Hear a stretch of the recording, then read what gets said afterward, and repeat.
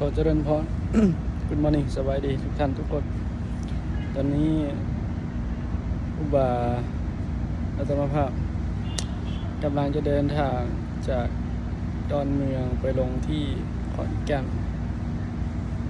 ขึ้นเครื่องเวลา 8 โมงตอนเช้า ถึง 9 โมงสนามบินขอนแก่นจะหลังจากที่ไปนอนพักอยู่ที่กรุงเทพ3 วัน 3 คืนพอดี3 คืน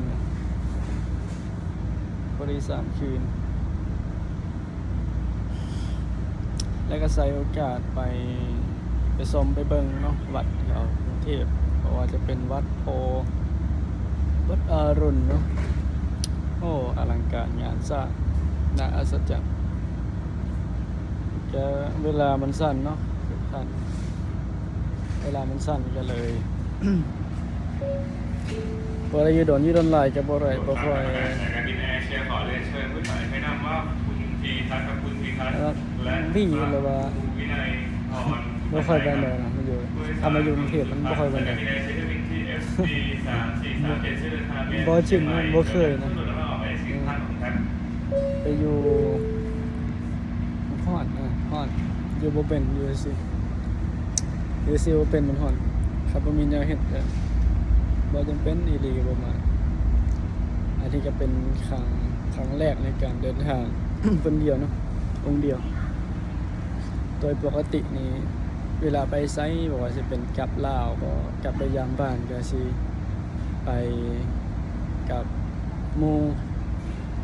ไปกับหมู่อีกคนนึงแต่ว่าไปกับโยมเนาะโยมพากลับพาไปส่งไปรับแต่ว่านี่ก็เป็นประสบการณ์ของเราเนาะในการเดินทางการใช้ชีวิตเพราะว่าชีวิตมันต้องเดินทางถ้าบ่ฝึกบ่เรียนบ่ฮู้บ่ไปบ่ลองกับบ่ฮู้เนาะก็อาจจะอาศัยคนอื่นก็บ่ได้นะว่าต้องแต่ตอนนี้ก็ทำว่าอาศัยคนอื่นอยู่อาศัยโยมพ่อโยมแม่อาศัยในการเวลาจะเดินทางเนาะบ่ฮู้ก็อาศัยถามเอา ถามคนแถวนี้แหละพนักงานแถวนี้นะครับก็ใจดีอยู่แต่ว่าสิ่งที่ประทับใจก็คือโอ้ได้มาเห็นแล้วมันอันญาติโยมเพิ่นจะใจดีเนาะเป็นมาจังไดเวลาเฮาไปต่อคิวเนาะโยมเพิ่นก็เลี่ยเนาะมันเลี่ยไปทางลัดเพิ่นว่า ไปซ้ำก็ไปตัดคิวหรือว่าไปเฮ็ดให้ส่วนตัวเนาะเฮ็ดก็ได้เร็วเนาะแป๊บเดียวนะเป็นเวลาไปเช็คอินนะแป๊บเดียวหลังจากเช็คอินปุ๊บบางทีก็มานั่งรอขึ้นเนาะเพราะว่าเกต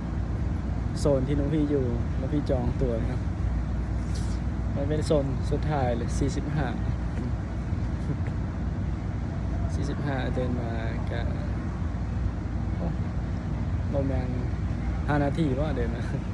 โซนเกต45เนาะทางออกขึ้นเครื่องของพี่ก่อนบินจากหลวงพระบาง ขออภัยก่อนบินจากลาวเนาะจากหลวงพระบางบินตรงมา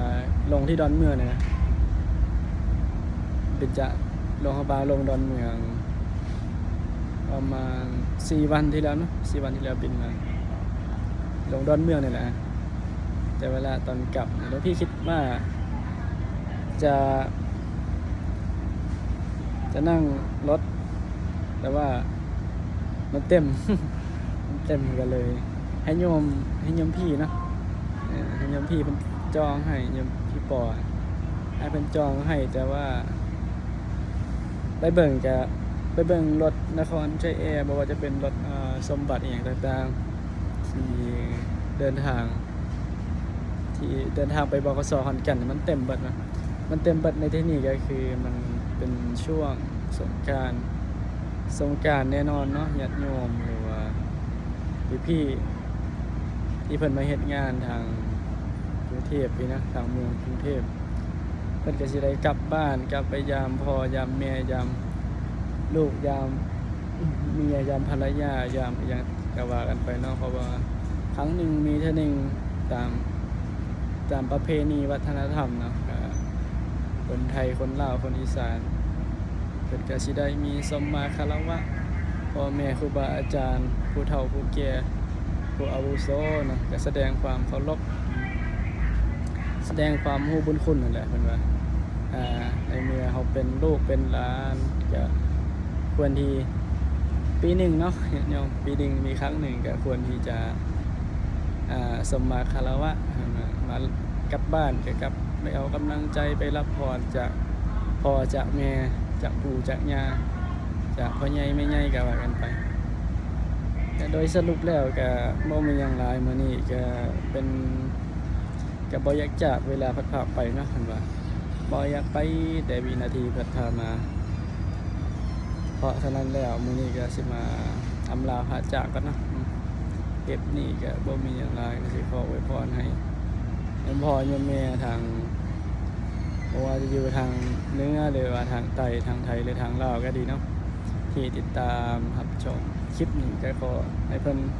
ให้ทุกท่านทุกคนจงมีแต่ความสุขความเจริญเนาะปีใหม่ฟ้าใหม่สงกรานต์ปีนี้ก็ไปไสมาไสก็ขอให้เดินทางปลอดภัยตลอดปลอดภัยโดยสวัสดิภาพขอให้มีอายุมันขวัญยืน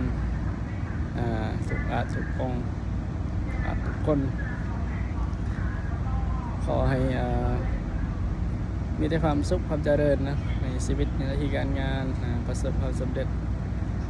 ดังความมุ่งมั่นความปรารถนาความตั้งใจขอจงประสบความสำเร็จในหน้าที่การงานท่านทุกคนสาธุเจริญพร